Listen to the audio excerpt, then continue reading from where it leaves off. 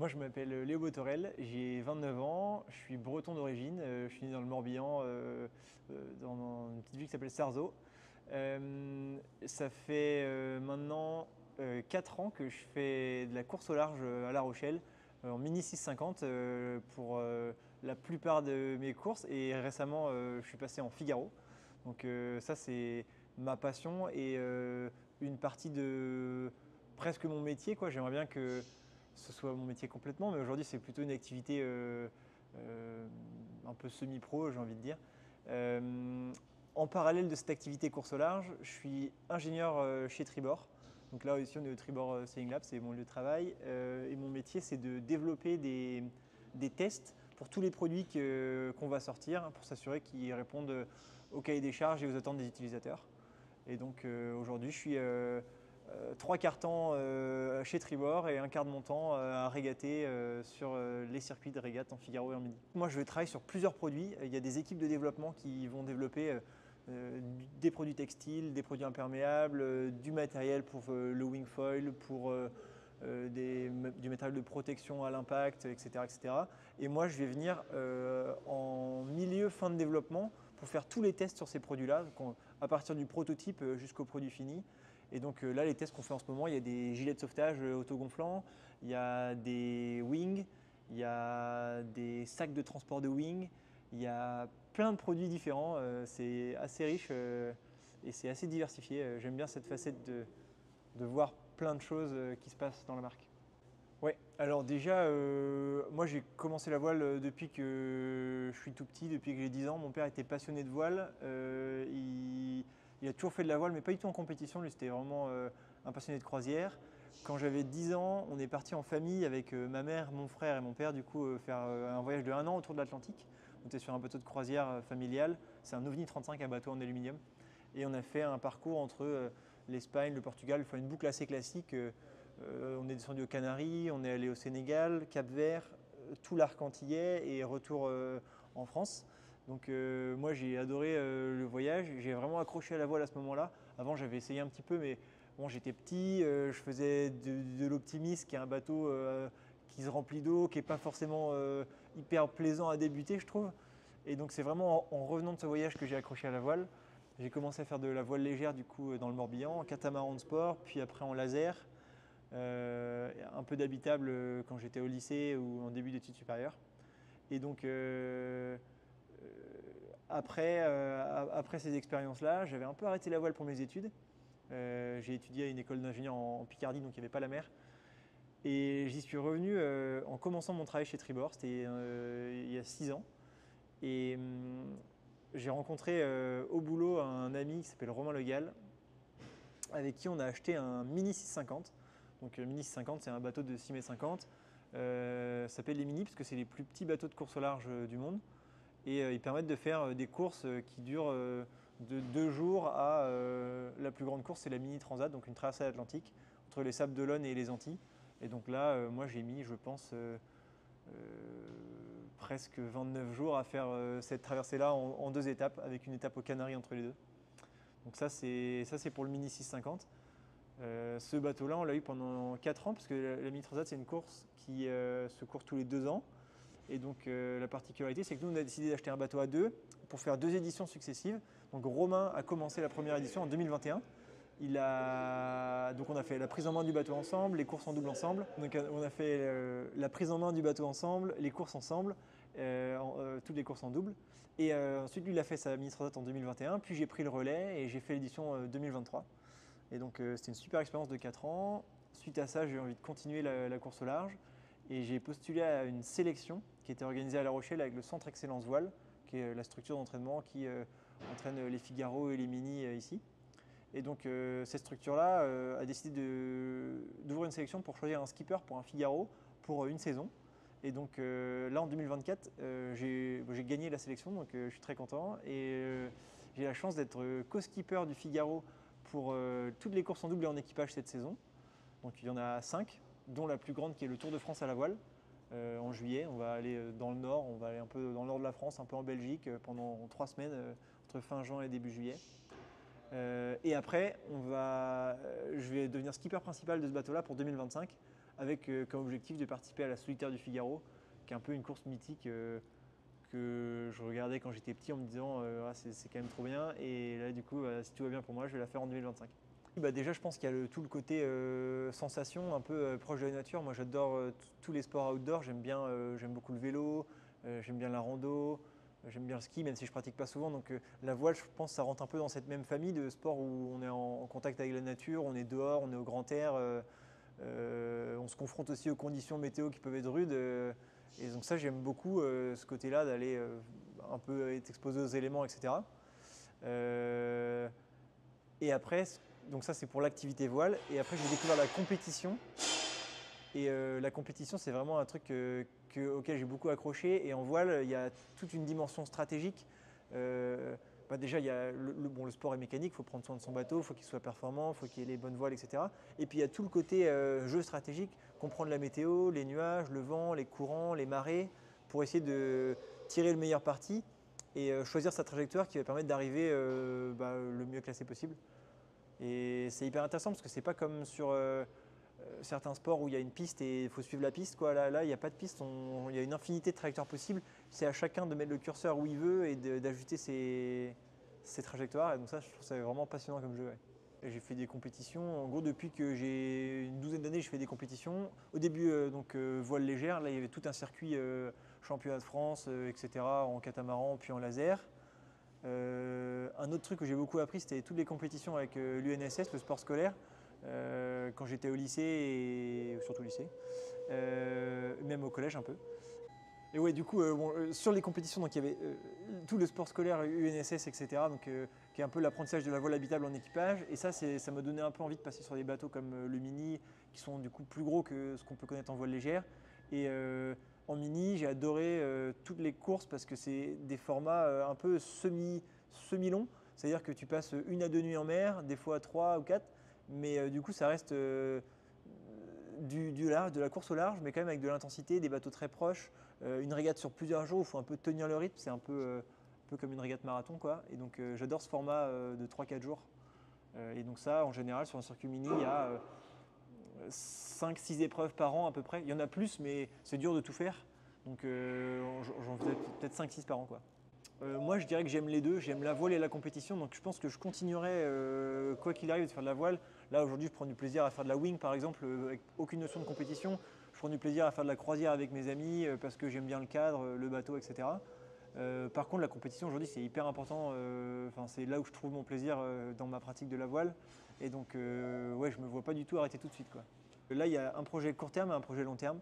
Le projet court terme, c'est le Tour de France à la voile. Du coup, on a pour but de constituer un équipage 100% Charente-Maritime.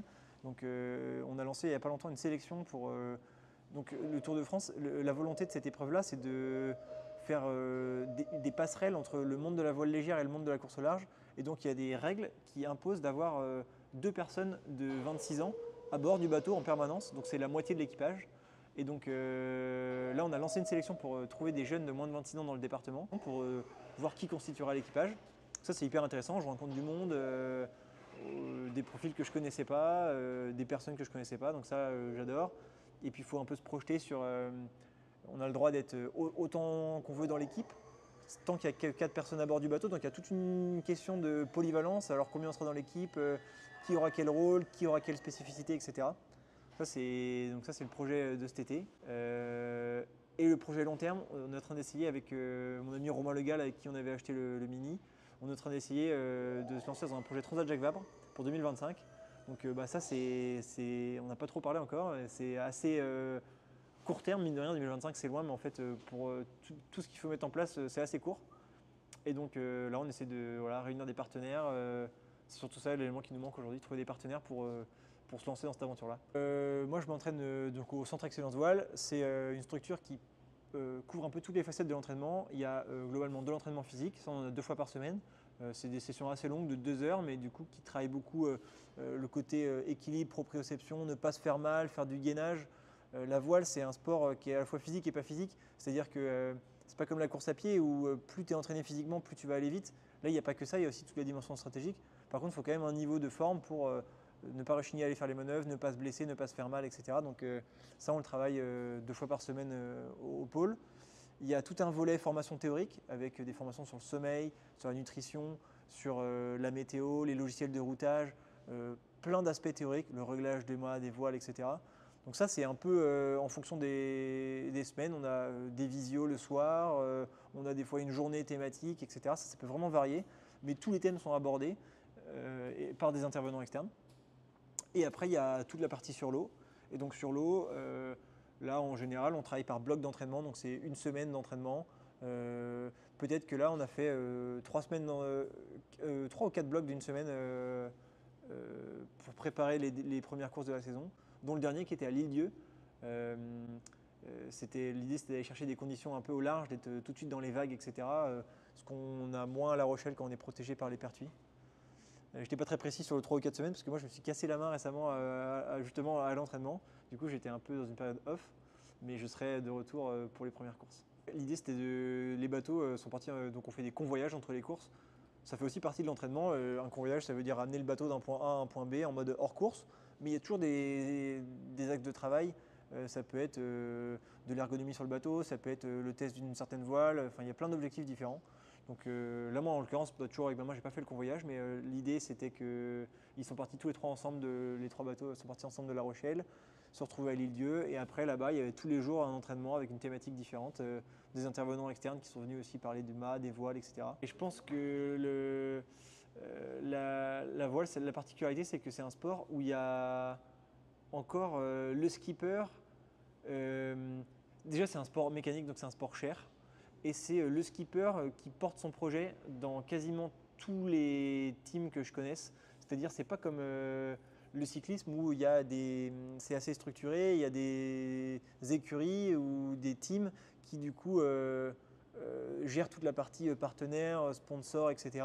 et recrutent des cyclistes qui se focus sur le sportif. Aujourd'hui, quand tu veux faire une carrière dans la voile, il faut porter les deux projets, le projet commercial, sponsoring, etc. et le projet sportif. Donc moi, je trouve que c'est la principale difficulté, trouver des partenaires qui veulent bien soutenir ces aventures-là. Et donc ça demande des compétences aussi en communication, en commerce, etc. Donc à la fois c'est hyper intéressant, à la fois c'est très difficile. Après, les difficultés sur la météo, etc. Non, au final, je trouve que ça, c'est pas vraiment des difficultés, c'est le sport qui veut ça. Et donc, des fois, il y a des courses qui sont décalées, des fois, il y a des courses qui sont annulées. Mais bon, c'est la loi du sport, quoi. Et au final, non, faut juste. C'est vrai que c'est un truc qui est très météo dépendant, donc il faut être flexible sur son organisation, quoi, je dirais. J'aime beaucoup la Bretagne, j'y retourne régulièrement, mais du coup j'ai commencé à travailler. Mon premier boulot c'était de travailler chez Tribord. À l'époque, la marque était basée dans le Pays Basque, à Hendaye, et donc j'ai commencé à bosser là-bas. Et ensuite la marque a déménagé à La Rochelle pour s'implanter dans un port où il y a du coup beaucoup plus de la voile au Pays Basque, c'est assez restreint. C'est plutôt une terre de surfeurs, etc. Donc ici, on s'est recentré avec un grand port de plaisance, le pôle avec du haut niveau, une école de voile, plein d'acteurs de l'industrie nautique autour. Donc moi, j'ai suivi avec plaisir. Ça me rapproche un peu de ma Bretagne et j'ai découvert une ville et un environnement que j'aime bien à La Rochelle. Donc pour le moment, je compte rester ici. Moi, je trouve que déjà, on peut naviguer vraiment très souvent. C'est rare qu'on doive annuler parce que les conditions ne sont pas là. Donc je pense que ça réunit quand même pas mal de bonnes conditions. Même quand il fait très mauvais, ça reste assez protégé avec le pertuis. Donc on peut facilement rentrer et sortir. Il y a un beau terrain de jeu avec les îles autour, l'île de Ré, il y a l'embouchure de la Gironde au sud, il y a l'île d'Oléron allongée, il y a l'île du au nord. On n'est pas très loin non plus des bassins de régate qui sont pas mal en Bretagne sud. Donc moi j'aime beaucoup la localisation. Après il y a une difficulté, c'est la marée. C'est un port, c'est le plus grand port de plaisance d'Europe. Pourtant, à marée basse, tu ne peux pas sortir avec tous les tirants d'eau. Et donc en mini ça allait, on avait 1,60 m de quille. Maintenant qu'on est passé sur des Figaro à 2,50 m, il faut vraiment faire gaffe à la marée. Ça m'est arrivé plusieurs fois, enfin 2 fois d'ailleurs, de toucher dans le chenal. Il y a carrément un potentiel. Je pense que c'est un port qui était avant une place forte un peu de la course au large, qui a peut-être perdu un petit peu ses lettres de noblesse au profit de Lorient, par exemple. Lorient, je crois que j'ai entendu ça, que c'était un des meilleurs écosystèmes au monde. Donc se comparer au meilleur du monde, forcément c'est dur, quoi. Par contre, je pense qu'à La Rochelle, il y a plein d'opportunités et notamment, il y a des projets qui sont en cours là. pour essayer d'implanter un pôle de course au large au niveau du port de pêche pour justement ne plus avoir les problèmes de marée. Donc j'espère que ça se fera. Je crois que c'est pas gagné, mais j'espère que ça se fera. Et donc ce truc-là pourrait permettre d'accueillir des Ocean 50, des IMOCA, des bateaux un peu plus gros qui ont aussi besoin d'une part de profondeur pour rentrer au port et sortir quand ils veulent, et d'autre part d'une petite base logistique pour implanter leurs activités de maintenance, de chantier, etc. Donc ouais, j'espère que ça se fera parce que le plan d'eau est super ici et ce serait dommage de ne pas en profiter. L'idée étant que s'il y a des projets IMOCA qui sont hébergés ici, qui sont un peu les projets les plus ambitieux que tu peux faire aujourd'hui en course au large, si on peut les héberger à La Rochelle, ça donne de la perspective après pour toute la filière en dessous, pour les ministres, pour les figaristes, pour des gens qui font peut-être du classe 40, pour des gens même qui font de la voile légère et qui aspirent à rester ici. L'idée serait de pouvoir se projeter sur avoir des gros projets hébergés à La Rochelle avec toutes les facilités techniques. Et aujourd'hui, il y a déjà quand même pas mal de facilités. Il y a déjà des chantiers qui peuvent tout réparer, il y a pas mal de fournisseurs, il y a des boîtes qui font des pilotes automatiques. Les meilleurs pilotes automatiques de course au large sont développés à La Rochelle. Il y a déjà des bons atouts, quoi. La voile, je l'ai dit 2-3 fois déjà, c'est un sport mécanique qui coûte cher, mais il y a aussi c'est aussi un sport dans lequel il y a beaucoup d'opportunités pour naviguer en équipage et dans lequel je pense que les gens ont une grande générosité. Et j'ai l'impression qu'il y a beaucoup d'opportunités pour naviguer sur des bateaux.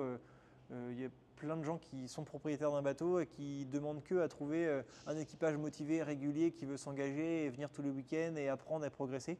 Donc je pense que quelqu'un qui est motivé pour apprendre, alors peut-être que c'est pas très visible au début, mais en rentrant progressivement dans une école de voile, en apprenant un petit peu, en rencontrant des gens, puis ensuite par le bouche à oreille, il va facilement réussir à embarquer et à passer de bateau en bateau sur des épreuves comme le SPI Ouest France, la 45.5, des épreuves en équipage. Je pense qu'il y a vraiment beaucoup d'opportunités de naviguer. Et le club de La Rochelle Nautique qui est juste en face, là, moi c'est là que je suis et je trouve qu'ils font assez bien ils jouent assez bien le jeu de faire découvrir cette pratique de la régate à des gens, même des gens qui n'ont pas de bateau, pour que un maximum de monde s'y mette. Moi je pense qu'il faut oser y aller, je pense que c'est un super sport qui peut paraître un peu inaccessible parce que quand on ne connaît pas, c'est comme la montagne, personne n'aurait l'idée de s'aventurer tout seul en montagne parce que on entend que ça peut être dangereux, etc. Au final, en passant par des circuits hyper classiques, des écoles de voile, des écoles de croisière, des associations de plaisanciers, on peut rencontrer des gens qui ont beaucoup d'expérience et qui n'ont qu'une envie, c'est de la partager. Ici, je pense à des écoles de voile comme Yak à partir, etc., qui sont associatives et qui demandent que à faire découvrir la voile à des jeunes ou des moins jeunes, mais des gens qui veulent découvrir, quoi. Et donc, je pense que faut pas hésiter à y aller. C'est pas forcément très très facile, mais de prime abord, mais il faut se rapprocher des clubs et des assos. Et après, une fois qu'on commence à rentrer dans ce milieu-là, par le bouche à oreille, on trouve facilement des opportunités de naviguer. Et c'est un sport qui est hyper plaisant à pratiquer, donc faut pas hésiter.